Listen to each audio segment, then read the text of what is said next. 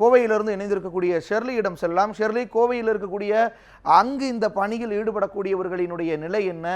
அவர்களுக்கான வாழ்வாதார நிதி உதவிகள் எந்த அளவுக்கு தேவைப்படுகிறது? அவர்களுடைய பிரச்சனைகளாக அவர்கள் சுட்டுபவை எவை? பதிவு செய்யலாம். வணக்கம் தேவேந்திரன். நம்ம இப்போ இருக்கக்கூடிய பகுதியானது கோவை உப்புளிப்பாளையம் பகுதியில் இருக்கக்கூடிய துப்புரவு பணியாளர்கள் அமைத்திருக்கக்கூடிய காலனியில தான் இருக்கும். இங்கே பார்த்தோன்னா ஊரையே சுத்தம் செய்யக்கூடிய துப்புரவு பணியாளர்களுக்கான எந்த ஒரு அடிப்படை வசதிகளும் இல்லாமல் தான் இங்கே இருக்கக்கூடிய மக்கள் வாழ்ந்துட்டு இருக்காங்க.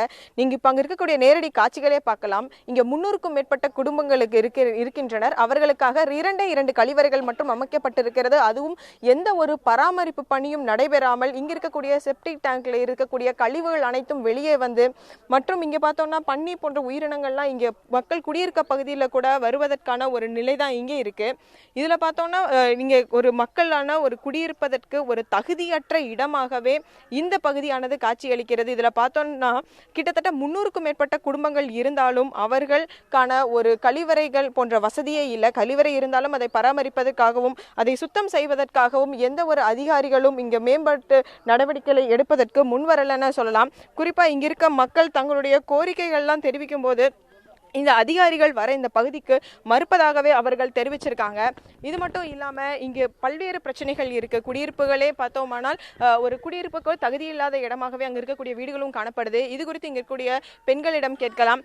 வணக்கம்மா, உங்க கழிவறைகள்லாம் சுத்தமா இல்ல, இங்க எந்த ஒரு அடிப்படை வசதி இல்லாம இருக்கு, இது குறித்து நீங்க என்ன சொல்றீங்கம்மா? நாங்கள் இங்கே 400 குடும்ப பக்கம் இருக்கோங்க. இங்கே பாத்ரூம் வசதி சரியா இல்லை.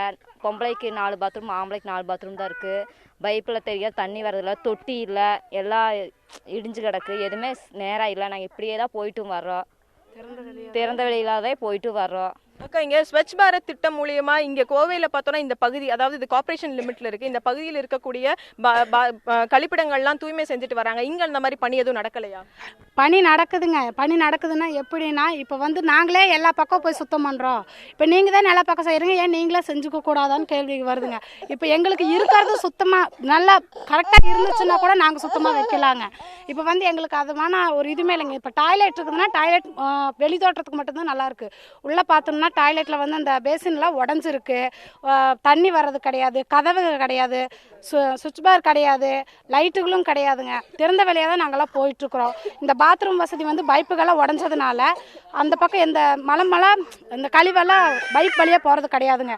எதுவுமே நம்ம நடக்க போகிற அந்த கதவு வழியாக அந்த சைடில் ஒரு டிச்சு மாதிரி கட்டி விட்டு அதில் பாருங்க இந்த மாதிரி தான் போயிட்டுருக்குதுங்க. இந்த மாதிரி நாங்கள் இதே வழியில் தான் நடக்கணும், எங்கள் குழந்தைங்களும் இதே வழியில் தான் நடக்கணும். இப்போ பரவாயில்லைங்க. காலையில் இந்த பாத்ரூம் வந்து கழுவி விடும்போது பார்த்தோம்னா அப்படியே மேலேயே அந்த கழிவுகளை மேலேயே இருக்குங்க. இதனால ரொம்ப நோய்கள்லாம் வருதுங்க. நாங்கள்லாம் குழந்தைங்களை வச்சுட்டு ரொம்ப கஷ்டப்பட்டுட்டு இருக்கிறோம். குழந்தைங்கள்லாம் இருக்கிறாங்க, ரொம்ப காய்ச்சலுக்கு அது இது நல்லா வருதுங்க. இந்த பக்கம் போகிறதுக்கு மழை வந்துட்டா நம்ம நிற்கிற இந்த இடத்துல கூட நம்மளால நிற்க முடியாதுங்க. வாசப்படியாக தாண்ட முடியாது. அதே மாதிரி டிச்சு வசதியும் கிடையாதுங்க எங்களுக்கு. தற்போது பார்த்தோன்னா இந்த பகுதியில் ஸ்வச் பாரத் திட்டத்தின் மூலியமா கழிப்பிடங்கள்லாம் தூய்மை செஞ்சுட்டு வராங்க கோவையில். இந்த பகுதியில் அந்த மாதிரி வந்தாங்களா, ஏன் வரல, அதை பற்றி ஏதாவது புகார் கொடுத்துருந்தீங்களா? ஸ்வச் பாரத்ங்கிற பெயரில் ஒட்டுமொத்தமான கோவை மாநகராட்சி முழுவதுமே செய்யப்பட்டது. ஆனால் திட்டமிட்டு இந்த பகுதி புறக்கணிக்கப்பட்டிருக்கிறது.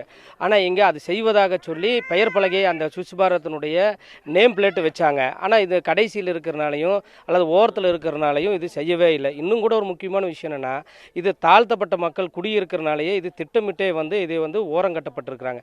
இது ஒரு வகையான தீண்டாமையாக தான் நான் பார்க்குறேன். கூடுதலாக ஒட்டுமொத்தமான நாட்டையோ சுத்தம் படுத்துகிற எங்கள் மக்கள் குடியிருக்கிற பகுதி யாரும் சுத்தம் செய்ய முடியாமல் ஒரு மிகப்பெரிய அவல சூழ்நிலையில் நாங்கள் வாழ்ந்துட்டுருக்குறோம். எல்லா விதமான நோய்களுக்கும் குழந்தைகள் தாக்கப்பட்டிருக்கிறாங்க. வேறு என்ன வழின்னே தெரியாமல் தான் நாங்கள் வாழ்ந்துட்டுருக்குறோம். அரசு அதிகாரிகள், ஒட்டுமொத்தமான ஆளுங்கட்சி அல்லது எதிர்கட்சின்னு எல்லாருனாலையும் திட்டமிட்டு ஒதுக்கப்படுகிற சமூகமாக ஒரு கூட்டமாக நாங்கள் இங்கே வாழ்ந்துட்டுருக்குறோம். இது ஒரு மிகப்பெரிய தீண்டாமையாக தான் நான் இதை பார்க்குறேன். தேவேந்திரன், தற்பொழுது இந்த பகுதி மக்கள், அதாவது ஊரையே தூய்மை செய்யக்கூடிய துப்புரவு பணியாளர்கள் வசிக்கக்கூடிய இந்த பகுதியில் துப்புரவு பணி, அதாவது அடிப்படை வசதிகளான அவர்களுக்கு ஒரு மின்விளக்கு, ஒரு பொது கழிப்பிடம் கூட இல்லாத ஒரு அவல நிலை தான் இருக்கிறது. குறிப்பாக பார்த்தோன்னா இந்த பல்வேறு வளர்ச்சி பணிகள் கூட இந்த பகுதியில் இருக்கக்கூடிய மக்களுக்கு புறக்கணிக்கப்படுவதாகவும் இது ஒரு நவீன தீண்டாமை என்றும் இங்கு இருக்கக்கூடிய மக்கள் நம்மளுக்கு முன்வைக்கிறாங்க. தேவேந்திரன். ஷெர்லி, ஒரு விஷயத்தை பதிவு செஞ்சுருந்தீங்க, இந்த நவீன தீண்டாமை அப்படிங்கிற ஒரு விஷயத்தை. அதை தாண்டி அதற்கு முன்பாக அந்த மக்கள் பேசும் பொழுது, ஊர் முழுக்க சுத்தம் பண்ணுறவங்க நீங்கள் தானே, ஏன் உங்கள் ஏரியாவை நீங்களே சுத்தம் பண்ணிக்க கூடாதா அப்படிங்கிற ஒரு விஷயம் கூட பதிவு செய்யப்பட்டிருந்துச்சு. அதற்கு என்ன காரணம்னு நினைக்கிறாங்க? இது நவீன தீண்டாமையாக அவங்க பார்க்குறாங்களா? பதிவு செய்யலாம். குறிப்பா தேவேந்திரன், நிச்சயமா நீங்க கேள்வி கேட்டே போலயே அவர்கிட்டையும் கேட்கலாம்.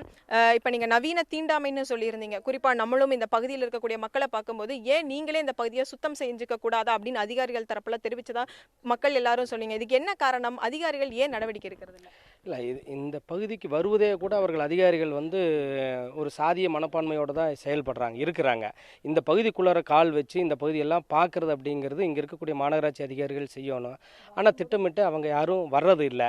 ரெண்டாவது, இன்னொரு வகையான பிரச்சனை என்னென்னா, இவங்க எல்லாமே இந்த சமூகத்தை சேர்ந்த துப்புரவு தொழிலாளர்கள் தானே, தாழ்த்தப்பட்ட சமூகத்தை சேர்ந்தவங்க தானே, இவங்களே வேலையை செய்யக்கூடாதா அப்படிங்கிற மாதிரியான ஒரு உயர் சாதி மனப்பான்மை தான் இதற்கெல்லாம் காரணமாக நான் பார்க்குறேன். இது குறித்து இந்த பகுதியில அதிகாரிகள்லாம் பார்வையிடறாங்களா? உங்க கோரிக்கைகளை கேட்கறாங்களா? பார்க்குறாங்க. வர்றவங்கெல்லாம் மூக்கை பொத்திட்டு தான் வருவாங்க. யாராக இருந்தாலும் இந்த பக்கம் வரும்போது மூக்கை பொத்திட்டு தான் வருவாங்க, அப்படியே தான் போவாங்க. எங்களுக்கு வந்து கேட்குறாங்க, எந்த ஒரு நடவடிக்கையும் எடுக்கிறது இல்லைங்க. இத்தனை வருஷமாக நாங்கள் இந்த ஏரியாவில் இருக்கிறோம். கரண்ட் வசதி இல்லை, ரோடு இல்லை. நாங்கள் மழையெல்லாம் வந்துச்சுன்னா வாசல்லையே நிற்க முடியாது. வீட்டுக்குள்ளேயே தான் குழந்தைகள் வச்சுருக்கணும். சாக்கடை தண்ணி எல்லாம் வீட்டுக்குள்ளே வந்துடும். சைடில் எல்லாம் இருக்கிற தண்ணி எல்லாம் வீட்டுக்குள்ளே வந்துடும். ரொம்ப டேஞ்சர். எங்கள் ஏரியாவிலலாம் இருக்கவே முடியாது. குழந்தைகள்லாம் வெளியே நடக்க முடியாது. கரண்ட்டு சுத்தமாகவே எங்களுக்கெல்லாம் கரண்ட் இல்லை. கரண்ட் வசதி சுத்தமாகவே இல்லைங்க. 60 வருஷம் ஆச்சுங்க இந்த ஏரியா. ஆனால் எங்களுக்கு கரண்ட் வசதி சுத்தமாக இல்லை. எந்த ஒரு இதுவும் இல்லைங்க எங்களுக்கு. அதுக்கு நீங்கள் தான் பார்த்து பண்ணணும். அதான் தேவேந்திரன், இப்போ தற்போது இங்கே இருக்க மக்கள் குறிப்பிடுகையிலும் அதே தான் சொல்கிறாங்க. அவங்களுடைய அடிப்படை வசதிகளை பார்வையிடறதுக்கு இங்கே வரக்கூடிய அதிகாரிகள் கூட முகத்தில் துணி அணிந்து வரக்கூடிய நிலையில் தான் வராங்க. ஆனால் அப்படி இருக்க அங்கே வசித்துட்டு இருக்க எங்களுக்கு ஏன் அதிகாரிகள் எந்த ஒரு நடவடிக்கையும் எடுக்கலைங்கிறதா இவங்களோட ஒரு குறையாகவே இருக்குது.